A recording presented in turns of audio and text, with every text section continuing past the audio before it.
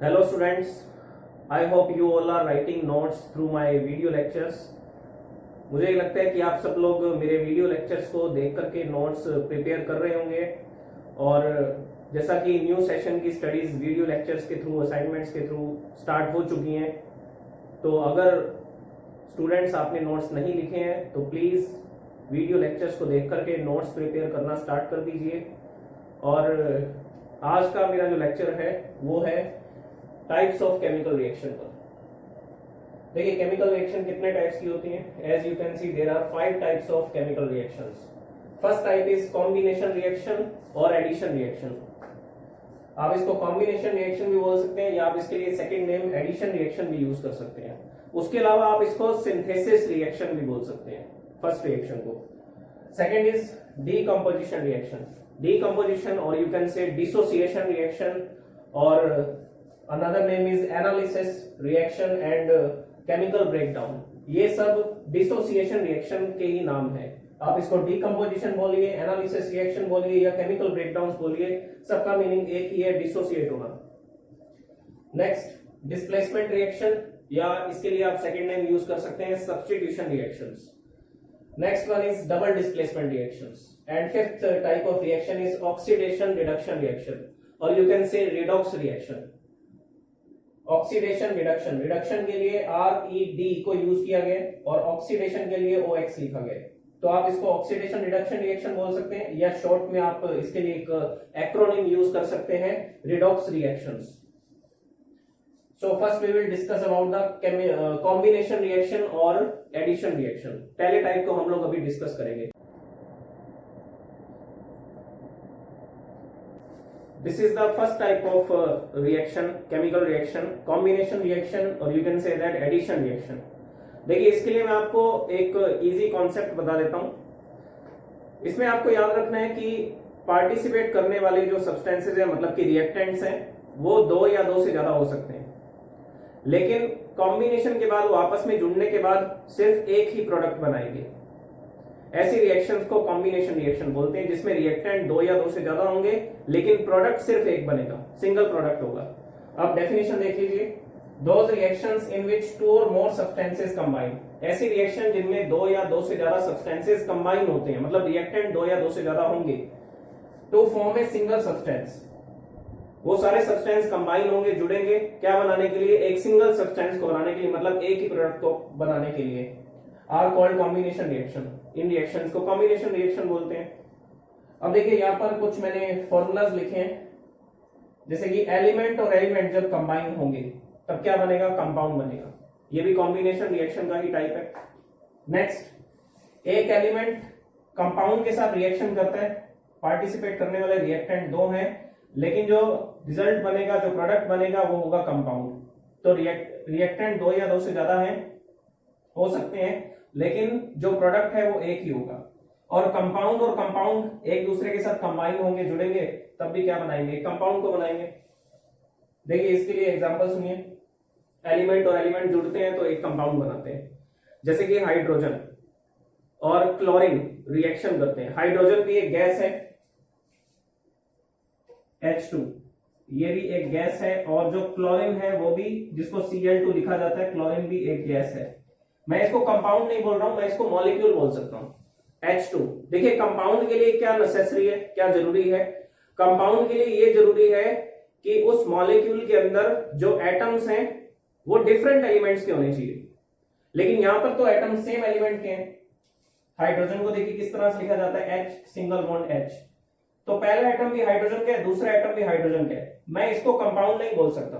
Compound उसको बोलेंगे जिसमें जो एटम्स हैं वो अलग अलग एलिमेंट्स के होंगे, जैसे कि H2O को आप कंपाउंड बोल सकते हैं। इसमें 2 हाइड्रोजन होते हैं और 1 ऑक्सीजन होती है, तो इसमें एक एलिमेंट हाइड्रोजन है, दूसरा एलिमेंट ऑक्सीजन है, तब हम इसको कंपाउंड बोल सकते हैं, लेकिन अभी मैं इसको मॉलिक्यूल बोलूंगा। और ये एक एलिमेंट है, जो H2 है, हाइड्रोजन गैस है, और क्लोरीन गैस है, ये दोनों ही एलिमेंट्स हैं। तो एलिमेंट और एलिमेंट कंबाइन होंगे, ये दोनों एक दूसरे के साथ रिएक्शन करते हैं। हाइड्रोजन गैस क्लोरीन की प्रेजेंस में बर्न होती है और बर्न होकर के प्रोडक्ट बनाती है HCl, that is hydrochloric acid, और आप इसको बोल सकते हैं हाइड्रोजन क्लोराइड। तो इस रिएक्शन को बैलेंस करते हैं। देखिए रिएक्शन से पहले हाइड्रोजन 2 है, क्लोरीन भी 2 है, लेकिन रिएक्शन के बाद 1 है और हाइड्रोजन भी 1 है, क्लोरीन भी 1 है। तो यहां पर किससे मल्टीप्लाई कर देंगे? 2 से मल्टीप्लाई कर देंगे। अब रिएक्शन के बाद भी 2 हाइड्रोजन है और रिएक्शन के बाद 2 क्लोरीन है। और इस रिएक्शन में क्या रिलीज होती है? इस रिएक्शन में एनर्जी रिलीज होती है, क्योंकि हाइड्रोजन गैस बर्न हो रही है क्लोरीन की प्रेजेंस में। तो एलिमेंट और एलिमेंट जुड़ रहे हैं और क्या बना रहे हैं? कंपाउंड। इसको आप कंपाउंड बोल सकते हैं। क्यों? क्योंकि इसमें दोनों एटम्स जो है वो अलग अलग एलिमेंट के हैं। अलग अलग एलिमेंट है तो ये कंपाउंड है। मॉलिक्यूल भी बोला जा सकता है, इसको आप कंपाउंड बोलेंगे, HCl। तो ये एग्जांपल है किसका? कॉम्बिनेशन रिएक्शन का। इसी तरह से और भी एग्जांपल्स हैं, उनको लिखते हैं one by one. Now you can write the examples of combination reactions. First example we have discussed, hydrogen gas combines with chlorine gas to form hydrogen chloride. जो हाइड्रोजन गैस है वो क्लोरीन गैस के साथ combine होती है, react करती है और हाइड्रोजन क्लोराइड एक प्रोडक्ट बनाती है जो कि वेपर फॉर्म में बनता है, गैसियस फॉर्म के अंदर बनता है। और इस रिएक्शन में एनर्जी रिलीज होती है। तो अगर इस रिएक्शन में एनर्जी रिलीज हो रही है तो ये एक्सोथर्मिक रिएक्शन है। देखिए हम 2 वर्ड यूज करेंगे, एक्सोथर्मिक एंड एंडोथर्मिक। एक्सोथर्मिक का मतलब है वो रिएक्शंस जिसमें एनर्जी रिलीज होती है, और एंडोथर्मिक का मतलब है वो रिएक्शंस जिसके अंदर हमें एनर्जी देनी पड़ती है, किसी भी फॉर्म में, हीट की फॉर्म में, लाइट की फॉर्म में या इलेक्ट्रिसिटी की फॉर्म में, किसी भी तरह से एनर्जी दी जा सकती है। तो जिन रिएक्शंस में एनर्जी एब्जॉर्ब होगी या एनर्जी हमें देनी पड़ेगी वो एंडोथर्मिक रिएक्शंस होंगी, और जिन रिएक्शंस में एनर्जी रिलीज होगी मतलब कि टेम्परेचर बढ़ जाएगा वो एक्सोथर्मिक रिएक्शंस होंगी। तो इस रिएक्शन में एनर्जी रिलीज होती है, इसीलिए ये जो रिएक्शन है ये एक्सोथर्मिक रिएक्शन है। सेकंड एग्जांपल देखिए, hydrogen burns in the presence of oxygen to form water.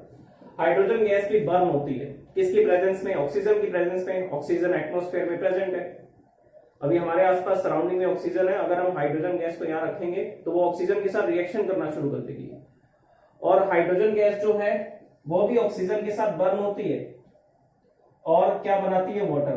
देखिए वाटर किस फॉर्म में बन रहा है? गैसियस फॉर्म में, वेपर की फॉर्म में बन रहा है। ये वाटर वेपर है।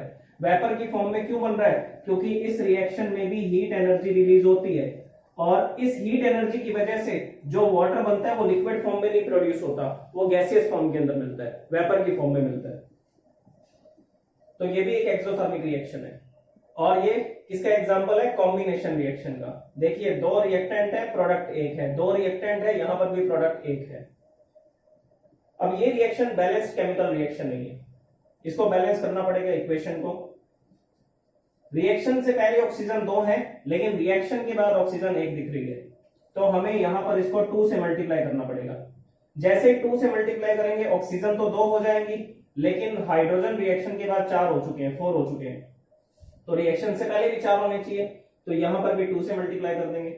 ये बैलेंस केमिकल रिएक्शन है। 2H2 plus O2 arrow 2H2O, और इस रिएक्शन में एनर्जी रिलीज हो रही है, तो इसको हम एक्सोथर्मिक रिएक्शन कह रहे हैं, बोल रहे हैं। देखिए इस रिएक्शन के अंदर हाइड्रोजन ऑक्सीजन के साथ रिएक्शन करके वाटर को बनाता है और एनर्जी रिलीज होती है। इस एनर्जी को हम लोग यूटिलाइज कर सकते हैं हीट इंजन्स को चलाने के लिए, या हम लोग पावर हाउस के अंदर इलेक्ट्रिसिटी प्रोड्यूस करने के लिए इस एनर्जी को यूज कर सकते हैं। तो अभी इसी हाइड्रोजन गैस पर ये एक्सपेरिमेंट चल रहे हैं कि हम इसको फ्यूल की तरह यूज करें, क्योंकि ये क्लीनर फ्यूल है। क्लीनर फ्यूल है मतलब कि अगर हाइड्रोजन को बर्न करते हैं तो सिर्फ वाटर प्रोड्यूस होता है, और वाटर कोई पॉल्यूटेंट नहीं है, तो इस रिएक्शन की वजह से इस रिएक्शन के बाद में कोई पॉल्यूशन नहीं होगा। तो हम इस रिएक्शन से जो भी एनर्जी रिलीज हो रही है उस एनर्जी से हम अपने वर्क कर सकते हैं और पॉल्यूशन भी नहीं होगा। और सुनिए इन रिएक्शंस के अंदर ये भी एलिमेंट है, ये भी एलिमेंट है, hydrogen and oxygen, these two are elements. Element और एलिमेंट कंबाइन हो रहे हैं और क्या बना रहे हैं? H2O which is a compound. और इस रिएक्शन में भी एलिमेंट हाइड्रोजन है और ये भी एक एलिमेंट है क्लोरीन। तो एलिमेंट और एलिमेंट कंबाइन होकर के हाइड्रोजन क्लोराइड बना रहे हैं जो कि एक कंपाउंड है। Now we will discuss about the third and fourth example of combination reactions. As you can see in the third example, coke burns in the presence of air. जो Coke है वो एयर की presence में मतलब oxygen की presence में burn होता है और क्या प्रोड्यूस करता है? Carbon dioxide. और हम ये रिएक्शन करवाते हैं एनर्जी को प्रोड्यूस करने के लिए, क्योंकि हमें एनर्जी की रिक्वायरमेंट होती है कुछ प्रोसेसेस के अंदर, हीट इंजन्स के अंदर या थर्मल पावर प्लांट के अंदर, इसी तरह से फैक्ट्रीज के अंदर हमें एनर्जी चाहिए होती है, तो हम ये रिएक्शन करवा के एनर्जी प्रोड्यूस करते हैं, हीट एनर्जी। अब देखिए कोक क्या होता है। कोक जो है वो कोल से बनाया जाता है, कोयले से बनाया जाता है। जो कोल होता है उसके अंदर वॉलेटाइल सब्सटेंसेस होते हैं, जैसे कि नाइट्रोजन, सल्फर, H2O। तो हम लोग क्या करते हैं, कोल को कोक में कन्वर्ट कर देते हैं। जो कोल होता है उसको कोक में कन्वर्ट कर दिया जाता है, और कोक में जो कार्बन है उसका जो परसेंटेज है वो लगभग 98% के आसपास होता है। तो मतलब कोक में ज्यादातर कार्बन ही होता है, अदर वॉलेटाइल सब्सटेंसेस जो है वो हम लोग रिमूव कर देते हैं। तो जो कोक है वो एक बेटर फ्यूल है, किससे, कोल से, कोयले से अच्छा फ्यूल है। तो कोक में कार्बन है, कार्बन ऑक्सीजन की प्रेजेंस में बर्न होगा और क्या बनाएगा, कार्बन डाइऑक्साइड, और इस रिएक्शन में क्या रिलीज होगी, एनर्जी। ये कॉम्बिनेशन रिएक्शन का एग्जांपल है। देखिए ये भी एक एलिमेंट है और ये भी एक एलिमेंट है, दो रिएक्टेंट्स हैं और प्रोडक्ट एक बन रहा है जो कि क्या है, कार्बन डाइऑक्साइड। ये गैसियस फॉर्म में, ये भी गैसियस फॉर्म में, जो प्रोडक्ट है वो भी गैसियस फॉर्म के अंदर, वेपर फॉर्म में। अब एग्जांपल 4 देखिए, sodium metal reacts with chlorine gas to form sodium chloride. जो सोडियम मेटल है वो भी क्लोरीन के साथ बर्निंग प्रोसेस करती है, रिएक्ट करती है, और सोडियम क्लोराइड जो है वो टेबल सॉल्ट भी बोलते हैं उसको। तो आप सोडियम क्लोराइड की जगह पर टेबल सॉल्ट भी लिख सकते हैं, जो हम लोग खाना बनाने में यूज करते हैं, सॉल्ट। तो देखिए सोडियम जो है वो क्लोरीन की प्रेजेंस में बर्न होता है और क्या क्या बनाता है, सोडियम क्लोराइड सॉलिड फॉर्म में। जो सोडियम है वो एक मेटल है, ग्रे कलर की सॉफ्ट मेटल है, जिसको नाइफ से कट किया जा सकता है, और ये सॉलिड फॉर्म में होती है। क्लोरीन जो है वो गैसियस फॉर्म में होती है, और ये जब रिएक्ट करते हैं तो एक प्रोडक्ट बनता है सोडियम क्लोराइड। फिर से देखिए, दो रिएक्टेंट है, एक प्रोडक्ट है, कॉम्बिनेशन रिएक्शन, और इस रिएक्शन में भी एनर्जी रिलीज होती है। तो ये भी एक्सोथर्मिक रिएक्शन है और ये भी एक्सोथर्मिक रिएक्शन है, दोनों ही एक्सोथर्मिक रिएक्शंस है। और ये जो रिएक्शन है ये बैलेंस नहीं है, तो हमें इसको बैलेंस करना पड़ेगा। ये बैलेंस केमिकल इक्वेशन है, ये अनबैलेंस केमिकल इक्वेशन है। तो इसको देखिए कैसे बैलेंस किया जा सकता है। क्लोरीन जो है वो रिएक्शन से पहले 2 है, तो रिएक्शन के बाद भी 2 होने चाहिए। तो हम सोडियम क्लोराइड के फॉर्मूला को चेंज नहीं कर सकते हैं, तो यहां पर 2 का मल्टीप्लाई कर देंगे। तो 2 से जैसे मल्टीप्लाई करेंगे क्लोरीन 2 हो जाएंगे। रिएक्शन से पहले भी 2 थे, रिएक्शन के बाद भी 2 है, लेकिन सोडियम रिएक्शन के बाद 2 हो चुके हैं, लेकिन रिएक्शन से पहले 1 है। तो यहां पर भी किससे मल्टीप्लाई करना पड़ेगा, 2 से। तो रिएक्शन से पहले सोडियम 2 थे, क्लोरीन 2 थे, रिएक्शन के बाद भी सोडियम 2 है और क्लोरीन भी 2 है। तो ये बैलेंस केमिकल इक्वेशन है इसकी। The fifth example is calcium oxide reacts with water to form calcium hydroxide। देखिए इस रिएक्शन को आपने स्टडी किया था सेकेंड लेक्चर के अंदर, जिसमें मैंने आपको चेंज इन टेम्परेचर एक कैरेक्टरिस्टिक एक्सप्लेन की थी केमिकल रिएक्शन की। उसमें आपने इस एग्जांपल को देखा था कि जिसमें हमने क्विक लाइम का यूज किया था। ये जो क्विक लाइम होता है इसी को कैल्शियम ऑक्साइड बोलते हैं, और क्विक लाइम को जैसे ही वाटर के अंदर ऐड किया जाता है, वाटर में डाला जाता है, तो एक नया प्रोडक्ट बनता है कैल्शियम हाइड्रोक्साइड। कैल्शियम हाइड्रोक्साइड बोल सकते हैं, या आप इसके लिए कॉमन नेम यूज कर सकते हैं, स्लेट ब्लाइम। और इस रिएक्शन में एनर्जी रिलीज होती है। एनर्जी रिलीज होती है, एक्सोथर्मिक रिएक्शन है, इसी की वजह से बीकर गर्म हो जाता है, टेम्परेचर में चेंजेस आते हैं। So this is the fifth example. अब देखिए इस एग्जांपल से रिलेटेड हम पढ़ेंगे नेक्स्ट एग्जांपल को, जिसमें कैल्शियम हाइड्रोक्साइड का यूज किया जाएगा। देखिए एक जनरल सी थिंग को हम डिस्कस करते हैं, जैसे कि मार्केट से हम लोग कली लेकर के आते हैं, चूना लेकर के आते हैं, जो दीवारों पर लगाया जाता है, व्हाइट वॉशिंग की जाती है जिससे, तो वो होता है कैल्शियम ऑक्साइड। कैल्शियम ऑक्साइड को हम एक बर्तन के अंदर डाल करके उसमें वाटर ऐड कर देते हैं। तो जैसे ही वाटर ऐड करते हैं ओवरनाइट उसको छोड़ दिया जाता है, और धीरे धीरे वो किस में कन्वर्ट हो जाता है, कैल्शियम हाइड्रोक्साइड में कन्वर्ट हो जाता है, जो कि एक एक्वस सॉल्यूशन है, वाटर सॉल्यूशन है, जिसको स्लेट ब्लाइम बोलते हैं। और यही वो मटेरियल है जिसको व्हाइट वॉशिंग के लिए यूज किया जाता है, वॉल्स को व्हाइट वॉश करने के लिए यूज किया जाता है। ये कैल्शियम हाइड्रोक्साइड को हम वॉल्स के ऊपर लगा देते हैं ब्रश की हेल्प से, और ये जो कैल्शियम हाइड्रोक्साइड है फिर ये धीरे धीरे कार्बन डाइऑक्साइड के साथ रिएक्शन करता है। एनवायरमेंट में आसपास हमारे सराउंडिंग में जो कार्बन डाइऑक्साइड है उसके साथ ये रिएक्शन करता है और कैल्शियम कार्बोनेट बनाता है। तो अभी हमारे जो वॉल्स हैं उनके ऊपर जो हमने कैल्शियम हाइड्रोक्साइड की लेयर को लगाया था, व्हाइट वॉशिंग की थी, वो धीरे धीरे किसमें कन्वर्ट हो जाती है, वो कैल्शियम कार्बोनेट में कन्वर्ट हो जाती है। देखिए एग्जांपल 5th से रिलेटेड कुछ मैं इंफॉर्मेशन आपको देता हूं। ये कॉम्बिनेशन रिएक्शन के एग्जांपल नहीं है, ये डबल डिस्प्लेसमेंट रिएक्शन का एग्जांपल है, लेकिन ये एग्जांपल 5 से रिलेटेड है और ये 3 इंपॉर्टेंट पॉइंट्स मैं लिखूंगा, आपको भी ये नोट करने हैं। देखिए सबसे पहला पॉइंट क्या है, ये जो कैल्शियम हाइड्रोक्साइड का सोल्यूशन है, मतलब कि जो एक्वेस वाटर सोल्यूशन है स्लेट लाइम का, या आप इसको लाइम वाटर भी बोल सकते हैं। कैल्शियम हाइड्रोक्साइड ये इसका केमिकल नेम है और स्लेट लाइम और लाइम वाटर ये इसके कॉमन नेम है। तो एक्वेस सॉल्यूशन यूज करेंगे कैल्शियम हाइड्रोक्साइड का, जो धीरे धीरे किससे रिएक्शन करता है, CO2 से। और ये जो कैल्शियम हाइड्रोक्साइड का सॉल्यूशन था, जो लाइम वाटर का सॉल्यूशन था, इस सॉल्यूशन को हम लोग यूज करते हैं व्हाइट वॉश करने के लिए, वॉल्स को व्हाइट वॉश करने के लिए। ब्रश की हेल्प से इसको लगा दिया जाएगा वॉल्स के ऊपर, और फिर ये जो स्लेक्ट लाइम है ये धीरे धीरे स्लोली रिएक्ट करता है CO2 के साथ। ये CO2 कहां प्रेजेंट है, एटमॉस्फेयर में, हमारे सराउंडिंग में।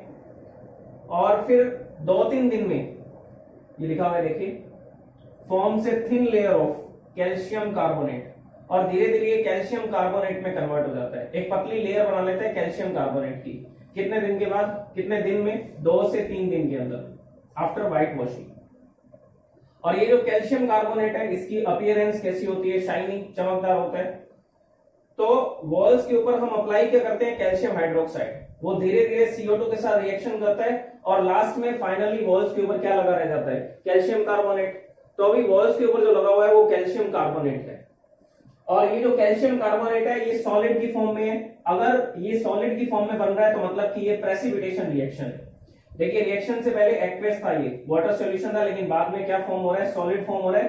किसके अंदर, वाटर के अंदर। देखिए इस रिएक्शन में वाटर भी बन रहा है।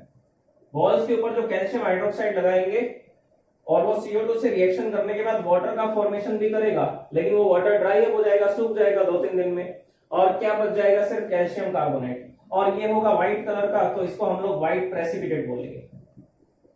इस रिएक्शन का हम लोग यूज कर सकते हैं ये पता लगाने में कि किसी रिएक्शन में CO2 गैस रिलीज हो रही है या नहीं हो रही है।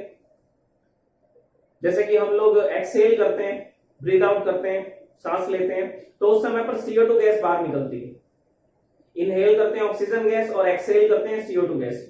तो हमें ये टेस्ट करना है कि हमारे एक्सेलेशन में CO2 गैस रिलीज हो रही है। तो मैं कैसे टेस्ट कर सकता हूं, मैं कैल्शियम हाइड्रोक्साइड से, मतलब कि लाइम वाटर को लेकर के टेस्ट कर सकता हूं। लाइम वाटर को मैं टेस्ट ट्यूब में लूंगा और एक स्ट्रॉ के थ्रू मैं CO2 गैस को उसमें एक्सहेल करूंगा। तो आप देखेंगे कि वो जो लाइम वाटर था वो कैसा हो जाएगा, वो मिल्की हो जाएगा, क्लाउडी हो जाएगा। मिल्की हो जाएगा मतलब कि उसमें व्हाइट प्रेसिपिटेट बन चुका है। व्हाइट प्रेसिपिटेट जो कि क्या होगा, कैल्शियम कार्बोनेट। तो इस रिएक्शन को हम लोग यूज कर सकते हैं CO2 का पता लगाने में, टेस्ट करने में कि किसी रिएक्शन में CO2 गैस रिलीज हो रही है। उसको आप लोग नोट कीजिए। अब सेकंड पॉइंट के अंदर मैं लिखता हूं उसको। तो सेकंड इंपॉर्टेंट पॉइंट देखिए, ये फर्स्ट पॉइंट से रिलेटेड ही है। The aqueous solution of slaked lime और लाइम वाटर इज यूज्ड। हम लोग स्लेट लाइम, लाइम वाटर मतलब कि कैल्शियम हाइड्रोक्साइड का aqueous solution, water solution use करते हैं क्या टेस्ट करने के लिए, whether CO2 gas is released in a chemical reaction, कि किसी केमिकल रिएक्शन में CO2 गैस इवॉल्व हुई है, रिलीज हुई है, ये पता लगाने के लिए हम लाइम वाटर का यूज करेंगे। और जैसे ही हम इस लाइम वाटर के अंदर कैल्शियम हाइड्रोक्साइड के सॉल्यूशन में CO2 गैस पास करेंगे, देखिए लिखा हुआ the lime water turns milky when CO2 gas is passed through it. जब भी लाइम वाटर में से CO2 गैस पास की जाएगी तो वो मिल्की हो जाएगा। मिल्की क्यों होगा, क्योंकि उसमें कैल्शियम कार्बोनेट बनेगा। कौन से कलर का होगा, ये व्हाइट प्रेसिपिटेट है, व्हाइट कलर का एक सॉलिड है, तो इसी की वजह से सॉल्यूशन मिल्की हो जाएगा। तो CO2 गैस को टेस्ट करने के लिए हम लोग लाइम वाटर का यूज करते हैं। जैसे ही उसमें CO2 पास करते हैं वो लाइम वाटर मिल्की हो जाता है, मतलब कि उसमें कैल्शियम कार्बोनेट बन जाता है। अब आप इस केमिकल रिएक्शन को एक एक्सपेरिमेंटल वीडियो में देखिए। उस वीडियो में ये बताया जाएगा कि हम जो ब्रीथ आउट करते हैं, एक्सहेल करते हैं, वो CO2 गैस होती है। तो लाइम वाटर में जैसे ही हम लोग एक्सहेल करेंगे, ब्रीथ आउट करेंगे, एक स्ट्रॉ के थ्रू CO2 गैस पास करेंगे इसमें, तो वो सॉल्यूशन मिल्की हो जाएगा। A more accurate test is to bubble carbon dioxide through lime water, which is an aqueous solution of calcium hydroxide also known as slaked lime. Lime water turns milky in the presence of carbon dioxide due to the formation of calcium carbonate.